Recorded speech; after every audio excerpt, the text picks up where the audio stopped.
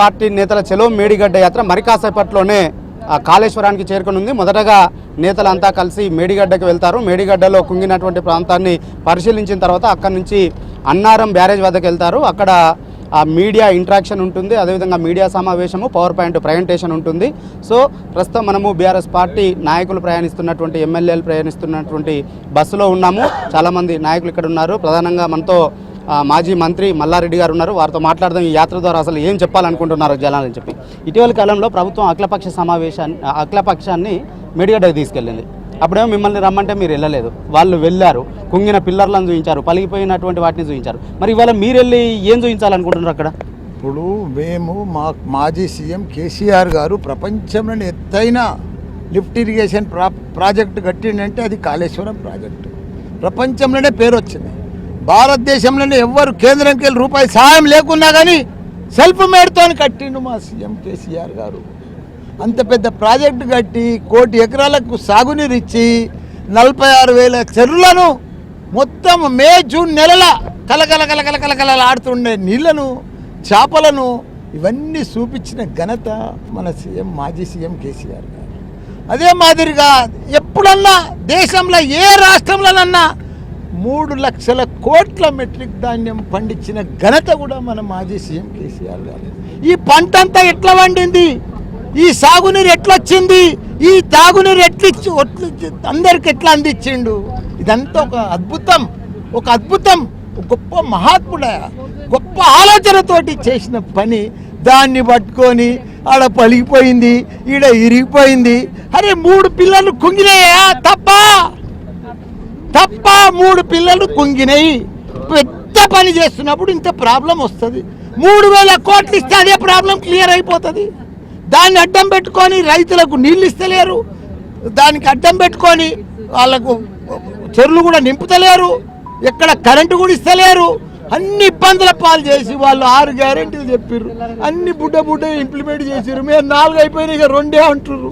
అవి ఒక గ్యారెంటీలు. అవి లేడీస్ బస్సులు ఎక్కించేది ఒక గ్యారెంటీయా? గ్యాస్ సిలిండర్ ఇంకా ఇయ్యనే లేదు. ఇంకా గ్యారెంటీ అంటే రైతులకు 2 లక్షల రుణమాఫీ చేయి, గ్యారెంటీలు అంటే 2,000 నుంచి 4,000 వాళ్ళ అకౌంట్లో. గవ్వి గ్యారెంటీలు కాపాడి చేయి. అసలు వాళ్ళకి పరిపాలనే వస్తలేదయ్యా. వాళ్ళు అడ్డిబారు గుడి దెబ్బకు వచ్చేసారు. దాన్ని వాళ్ళు ఎప్పుడు అనుకోలే ప్రభుత్వంలో వస్తామని. వాళ్ళు సీఎం అవుతామని కూడా ఎప్పుడు అనుకోలే.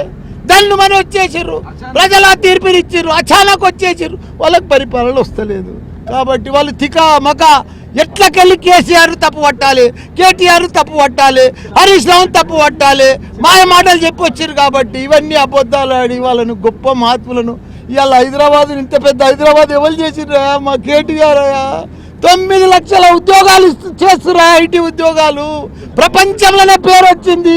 వీళ్ళకి అసలు ఐటీ ఉద్యోగాలలో మాట్లాడ కూడా వస్తలేదు. ఆ ప్రోగ్రాంలలో పోయి దావుస్ పోయి కూడా మాట్లాడొస్తలేదు. ఇంత బాధాకరం అవుతుంది. సెల్ఫ్ మేడ్ కష్టపడ్డారు అనేటువంటి మాట మీరు చెప్పారు. చాలా అద్భుతమైనటువంటి ప్రాజెక్టు కట్టారని చెప్పి. కానీ ఆ సెల్ఫ్ మేడ్ వల్లనే ఇలాంటి పరిస్థితి వచ్చింది. ఆ డిజైన్లు సరిగ్గా లేకపోవడం వల్ల, ఇంజనీరు తానే అయ్యి డిజైనర్ తానే అయ్యి చేయడం వల్ల ఈ విధమైనటువంటి పరిస్థితి వచ్చింది. మహాద్భుతమైనటువంటి అని చెప్పినటువంటి ప్రాజెక్టు 3 ఏళ్ళు కాకముందే ఎట్లా కుంగిపోతుంది, ఇదంతా అవినీతమైనటువంటి మాటనేమో కాంగ్రెస్ పార్టీ నేతలు విమర్శిస్తున్నారు. మేము విమర్శిస్తలేము, దాన్ని రిపేర్ చేయమంటున్నాం. రిపేర్ చేయొచ్చు. ప్రాబ్లం వచ్చింది, దాన్ని పరిష్కారం చేయలేమా? అదంత పెద్ద ప్రాబ్లం ఏం కాదు కదా. మనం నిపుణులను పెట్టి 5 నిమిషాల్లో చెప్పేస్తారు, వాళ్ళు చెప్పేస్తారు, నీళ్ళు ఆపేస్తారు, ఇదివరకు అయిపోవాలి. వాళ్ళు దాన్ని అడ్డం పెట్టుకొని మమ్మల్ని తిడుతురు, బదనాం చేస్తున్నారు. కానీ ఓడిపోయిన వాళ్ళని బదనాం చేస్తే నీకేమొస్తుంది? నువ్వు గెలిచినావు కదా, గెలిచే పని లెక్క చేయి, గెలిచిన పని చూపి దాన్ని రిపేర్ చేసి రైతులకు నీళ్ళు. అది నువ్వు దమ్మున్న సీఎం, దమ్మున్న లీడర్. వాళ్ళు ఒక మాట చెప్తున్నారు, మీరేమో రిపేర్ చేయాలి అనేటువంటి డిమాండ్ మీరు చేస్తారు. రిపేర్ కాదా అంటే పని అది రిపేర్ చేయాలంటే దానికి ఒక పద్ధతి ఉంటుంది. దానికి నేషనల్ డ్యామ్ సేఫ్టీ అథారిటీకి ఇచ్చినాము. అసలు మిగతా ప్రాజెక్టు కూడా అసలు నాణ్యంగా ఉందా? ఇప్పుడేమో 3 కుంగినాయి, తర్వాత మిగతా దాని పరిస్థితి ఏందో తెలియదు. నేషనల్ డ్యామ్ సేఫ్టీ అథారిటీకి ఇచ్చినాము. వాళ్ళు ఒక రిపోర్ట్ ఇస్తే నిజంగా అది చేయొచ్చు, మరమ్మతు చేయొచ్చు అని చెబితేనే చేస్తాను తప్ప లేదంటే ముందుకెళ్లే పరిస్థితి లేదు అని స్వయంగా ముఖ్యమంత్రి దాని మీద అనుమానాలను వ్యక్తం చేస్తున్నారు. అనుమానాలు వద్దు, ఏమొద్దు నర్సింగ్. మనుషుల సంకల్పం ఉంటే అద్భుతాలు చేయొచ్చు. అవి పెద్ద పని కాదు. దానికి సంకల్పం కావాలి, చెయ్యదలుచు కావాలని కేసీఆర్ గొప్ప పని చేసిండు. పెద్ద ప్రాజెక్టు కట్టిండు, కాళేశ్వరం ప్రాజెక్టు కట్టిండు. దాన్ని అట్లనే పెండింగ్ పెట్టి కూలిపోతుంది, కుంగిపోతుంది, ఇదని డేంజరస్ లా అని పెద్ద భూతద్దంలో చూపిస్తున్నారు. అసెంబ్లీ ఎన్ని దినాలు పాడు చేసిరా? అది అసెంబ్లీలో ఏం నడిచింది చెప్పు? ఏమన్నా సభ నడిచిందా? ఆయన ఇంగ్లీష్లో, తెలుగులో 3D సినిమా 2 భాషలలో 3 భాషలలో చెప్పిందే చెప్పిండు ఉత్తమ్ సారు. ఏం చెప్పలే, టైం అంతా పొద్దుబడ కొట్టిరు కానీ ఏం చేయలేదు. ఇంతకుముందు కాంగ్రెస్ ప్రభుత్వము అఖిలపక్షాన్ని మేడిగడ్డకు తీసుకెళ్ళింది, అక్కడికి ఇవాళ మీరు వెళ్తున్నారు.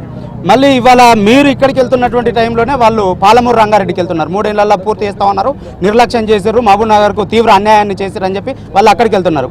ఇప్పుడు వాళ్ళ వెనకాల మళ్ళీ మీరు పాలమూరు కూడా వెళ్ళేటువంటి అవకాశం ఉందా? చూడు, పాలమూరు వాళ్ళు పోతున్నారు, మేము 3 ఏళ్లలో చేయలేదు.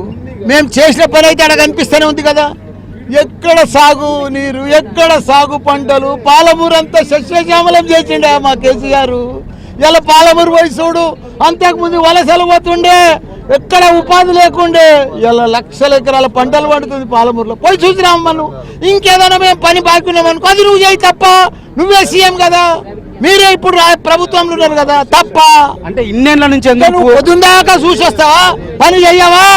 పరిపాలన చెయ్యవా? నువ్వు ఇంకా పొద్దుందాకా శుష్కంలోనే ఉంటావా? నేను అది చూస్తా, ఇది చూస్తా, నువ్వు ఆడికి పోతే నేను ఈడికి పోతా అని ఇదే నాయిగా. ఇవన్నీ ఎందుకు? పని చేయి. మేము ఏదైతే కంప్లీట్ చేయలేదో, ఇన్కంప్లీట్ చేసామో అది నువ్వు కంప్లీట్ చేయి. నువ్వు సీఎం కాదా? మీరు మంత్రులు కాదా? ఒకసారి ఆ ప్రాజెక్టుల విషయం నుంచి పక్కకు వస్తే ఏంది అసలు మల్కాజ్గిరి విషయంలో ఏమో మీరు చాలా సీరియస్గా వర్క్ చేసుకుంటున్నారు, ఇంట్రెస్టెడ్గా ఉన్నారు. మీ బాబు భద్రారెడ్డి రంగంలో దిగుతారని చెప్పి ఆల్రెడీ గ్రౌండ్లోకి దిగిపోయారు. ఇది నిన్న కేటీఆర్ గారు సవాల్ చేసిండు, మల్కాజ్గిరిలో దిగుతా అంటుండే. ఇక మీకు అది కాస్త ఎసరు వచ్చినట్టేనా మీ సీట్కు? చూడు, ఎసరు లేదు, పసరు లేదు. మా కేటీఆర్, మా కేసీఆర్ మా దైవమయ. వాళ్ళు ఏది చెప్తే అది వింటాం మేము. నేను ఇంతకుముందు కూడా చెప్పిన, మా కేసీఆర్ ఒక కన్ను, మా కేటీఆర్ ఒక కన్ను. అట్లా వాళ్ళ మాట మేము జవదాటం.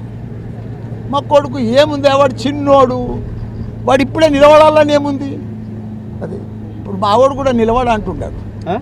వాడు కూడా నేను ఇంకొక మళ్ళీ 5 ఏళ్ళు అయినాక నిలబడతా డాడీ అంటుండు. ఇప్పుడు మీ భద్రారెడ్డి గారు పోటీ చేయరా? అంటుండు. నేను ఇప్పుడే నిలబడ్డా డాడీ, నాకు చిన్న వయసు, నేను ఇంకా కాలేజ్ నడిపియాలి. వాళ్ళు ఓకే అయితేనేమో వాళ్ళిద్దరే ఉంటారు, లేదు సవాలు ఓకే కాదంటే మీ బాబు భద్రారెడ్డి, మీ కొడుకు భద్రారెడ్డి పోటీ ఇచ్చాడా? నడుస్తుంది కదా ఇప్పుడు, సవాల్ నడుస్తుంది కదా, అది ఓకే కానీ సవాల్ అది కాకపోతే భద్రారెడ్డి గారు పోటీ చేయరా? అది ఇంకా సవాల్ కానే, ఇంకా రకరకాల ఈక్వేషన్స్ వస్తాయి. ఇంకా నీకు చాలా ముందు చాలా చూసేది ఉంది నువ్వు నర్సింగ్. ఓకే, మొత్తానికి ఈ ప్రాజెక్టులు మేము ఎక్కడికి వెళ్తే మీరు అక్కడికి అంటూ పోటీ యాత్రలు చేయడం అనేది సరికాదు. మేము ఏదైతే చేశామో మిగిలిన పనులు ఏమైనా ఉంటే అవి పూర్తి చేయండి, రైతులకి మేలు చేయండి తప్ప పోటీ యాత్రలతోటి ఏ విధమైనటువంటి ఉపయోగం ఉండదు అనేటువంటి హితబోధని కాంగ్రెస్